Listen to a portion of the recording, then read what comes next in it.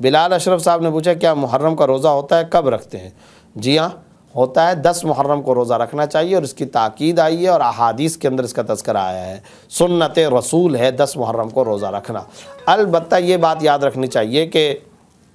10 محرم کا روزہ اگر کوئی شخص نہیں رکھتا تو اس کے اوپر کوئی گناہ نہیں ہوگا، کسی قسم کا گناہ اس کے اوپر لازم نہیں ہوگا۔ بات یہ ہے کہ وہ 10 محرم کا روزہ رکھے، اس کی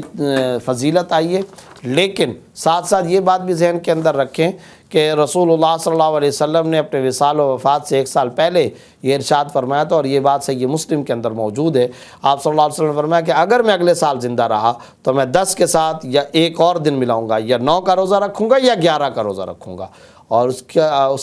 کی بیک پر جو وجہ تھی وہ یہ کہ آپ صلی اللہ علیہ وسلم نے فرمایا مجھے پتہ چلا ہے کہ اس دن یہودی بھی روزہ رکھتے ہیں، تو یہودیوں کے ساتھ غیر مسلموں کے ساتھ عبادت کے اندر بھی مشابہت اگر ہو تو آپ صلی اللہ علیہ وسلم نے اسے قبول نہیں فرمایا۔ اس لیے صحابہ کرام نے اس کے بعد جو عمل جاری رکھا وہ یہی کہ آپ صلی اللہ علیہ وسلم کی خواہش کے مطابق 10 محرم کے ساتھ ساتھ یا تو 9 کو ملایا کرتے تھے یا 10 کے ساتھ 11 محرم کو ملایا کرتے تھے۔